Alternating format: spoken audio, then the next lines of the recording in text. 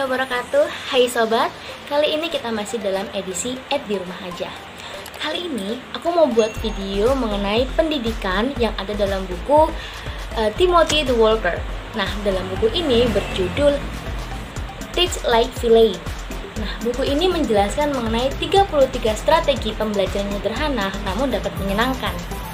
Nah, sebelum kita lanjut ke video yang selanjutnya, jangan lupa kalian subscribe video ini, like, and share videonya. Aku tunggu deh. 1, 2, 3. Udah? Oke, makasih.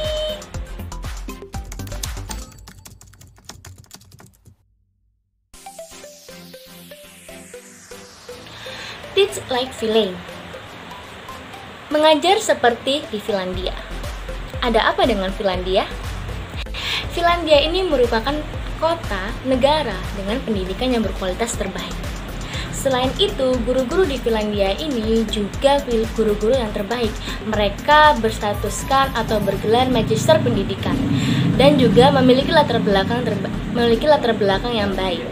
Nah, dalam Finlandia ini juga di negaranya telah menerapkan pendidikan dengan sistem yang menekankan kepada kemandirian anak.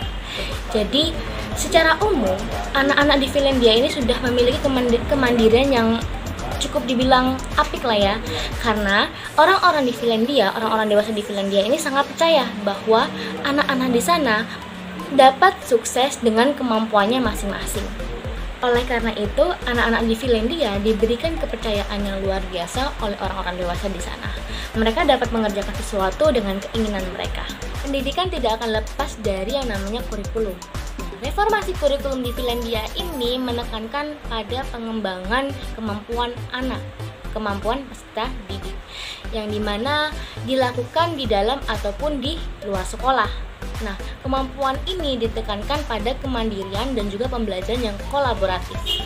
Maka dari itu, di Finlandia ini sangat menekankan pada kemandirian anak, kepercayaan yang diberikan oleh anak, sehingga peserta didik dapat melakukan sesuatu yang diinginkannya, dapat mengerjakan sesuatu yang menjadi tanggung jawabnya. Lalu, bagaimana mengenai pembelajaran yang diterapkan oleh guru-guru, strategi-strategi yang diterapkan oleh guru-guru? Yang pertama, mulailah dengan memberikan kebebasan dan tidak ada pembatasan.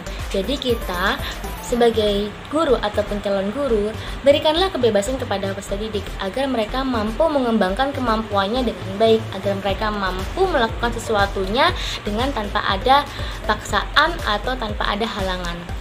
Pembelajaran yang memberikan pembatasan kepada peserta didik ini sangat tidak dianjurkan di Finlandia karena mereka percaya bahwa pembatasan ini akan membuat siswanya tidak fokus dalam pembelajaran, malahan akan mengganggu proses pembelajaran yang ada.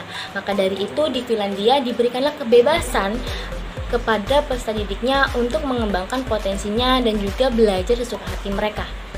Namun dengan pemberian kebebasan ini bukan semerta-merta kita sebagai calon guru ataupun sudah sebagai guru tidak memperhatikan kebutuhan siswa. Tetap saja kita harus memperhatikan kebutuhan siswa dengan mengembangkan pembelajaran yang ada agar siswa lebih tertarik lagi dengan pembelajaran kita dan pembelajaran pun dapat diterima oleh siswa dan tujuan pembelajaran akan sampai kepada siswa.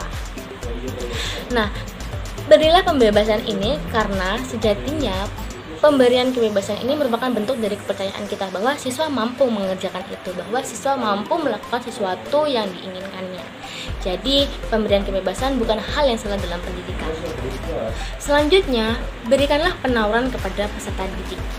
Pemberian penawaran peserta didik ini merupakan hal yang baik untuk dilakukan dalam pembelajaran karena kita dapat mengetahui apa yang diinginkan oleh peserta didik. Pembelajaran di Finlandia sangat menganjurkan pembelajaran yang mengenali minat dari siswa dan juga kurikulum. Jadi dalam pendidikan guru-guru harus mengenali minat dari siswa dan juga kurikulum yang ada. Mengenali kurikulum ini merupakan hal yang baik, namun mengenali minat dari siswa jauh lebih baik. Jadi kita mengenali siswa terlebih dahulu. Setelah kita mengenal minat dari siswa, maka kita bisa merelevansikan minat tersebut pada kurikulum yang ada. Setelah itu kita bisa memberikan penawaran kepada peserta didik mengenai pembelajaran yang akan kita lakukan. Nah, adanya hal ini akan membuat kita lebih enjoy dalam pembelajaran karena ini merupakan pembelajaran yang diminati oleh siswa. Otomatis siswa akan lebih tertarik dalam pembelajaran tersebut dan pembelajaran pun akan lebih efektif. Jangan ragu-ragu memberikan penawaran kepada siswa karena dalam hal ini kita bisa memiliki poin yang positif dalam hal pembelajaran. Kita dapat melakukan pembelajaran yang efektif dengan adanya minat dari siswa. Jadi ingat, berikanlah pembelajaran yang kepada siswa sesuai dengan apa yang diminatinya. Berikanlah tawaran kepada siswa mengenai pembelajaran yang diinginkannya. Oke, selanjutnya ini adalah buat perencanaan bersama siswa. Membuat rencana belajar bersama siswa ini bukan hal yang salah, malah ini akan membantu kita dalam pembelajaran. Yang kita tahu dalam pendidikan, membuat perencanaan pembelajaran ini merupakan tugas dari guru. Namun, ini berbanding terbalik dengan yang ada di Finlandia. Di Finlandia ini, alangkah baiknya perencanaan pembelajaran itu disusun bersama siswa. Jadi, ada keterlibatan siswa dalam merencanakan sebuah pembelajaran. Dan hal ini diyakini bahwa akan membuat pembelajaran lebih menyenangkan, lebih efektif. Karena siswa pun terlibat dalam pembuatan perencanaan pembelajaran ini. Jangan salah, pembelajaran yang direncanakan siswa ini sepertinya hal yang menyenangkan dan memiliki poin-poin yang sangat penting untuk pembelajaran.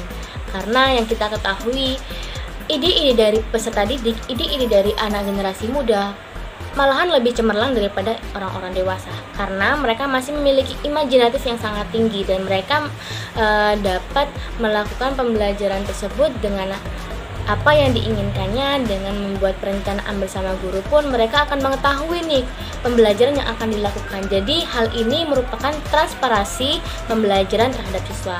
Mereka pun dapat mempersiapkan pembelajaran tersebut.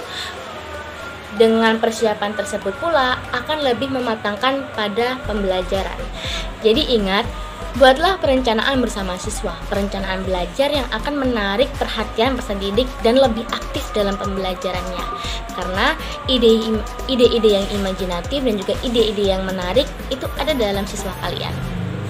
Yang selanjutnya adalah membuat pembelajaran menjadi nyata. Nah, membuat pembelajaran menjadi nyata ini mengajak peserta didik pada objek yang nyata atau memberikan peran kepada peserta didik terhadap pembelajaran yang nyata. Contohnya pembelajaran di Finlandia.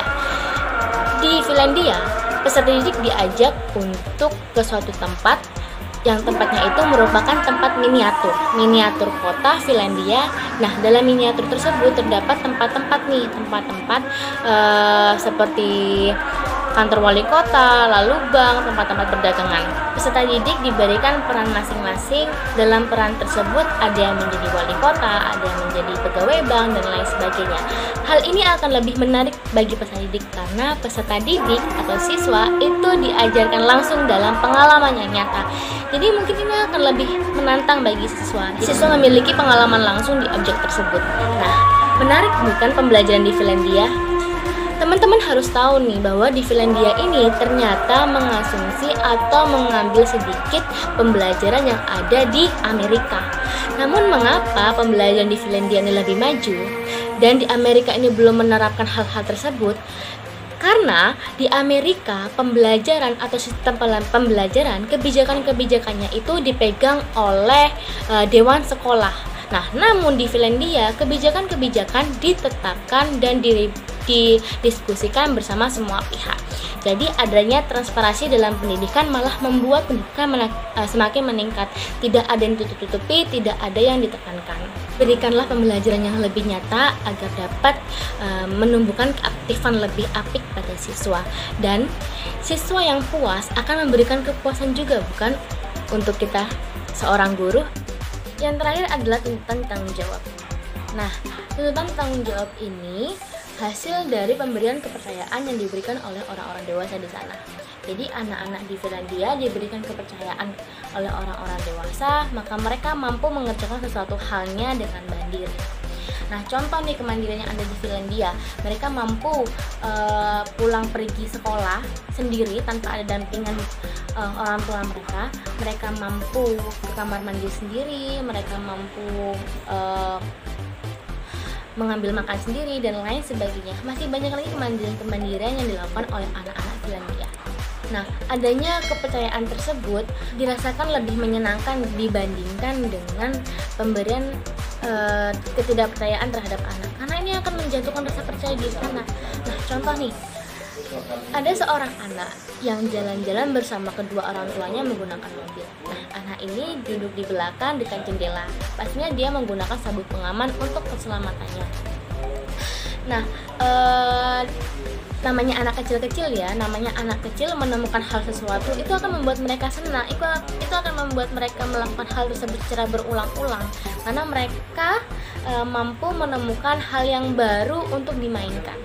Sama halnya dengan anak ini mengetahui cara menurun naikkan jendela. Jadi di sebelah jendela itu ada, di jendela tersebut terdapat tombol otomatis kan untuk menurun naikkan jendelanya. Nah, hal inilah yang membuat anak tersebut itu menarik. Nah, namun di sisi lain orang tua anak tersebut merasa khawatir, karena mereka khawatir bahwasanya anak mereka akan memiliki masalah karena penemuan tersebut. Sebaiknya anak-anak janganlah dilarang untuk melakukan hal-hal yang baru, karena hal-hal yang baru dilakukan oleh anak ini dapat mengembangkan potensi dari siswa loh, atau mengembangkan potensi dari anak-anak kita. Maka dari itu, berikanlah pengertian yang baik kepada mereka, karena juga mereka mampu membedakan mana yang aman, mana juga yang bahaya. Pemberian rasa kepercayaan ini bukan hanya dirasakan oleh anak-anak ternyata. Di Finlandia pun guru-guru juga merasakan. Mereka diberikan kepercayaan yang sangat luar biasa oleh orang tua di sana. Maka dari itu mereka pun terlihat enjoy dalam pembelajaran, dan pembelajaran tersebut akan lebih efektif. Dengan pembawaan yang tenang oleh guru-gurunya akan membuat siswa lebih nyaman dalam pembelajarannya.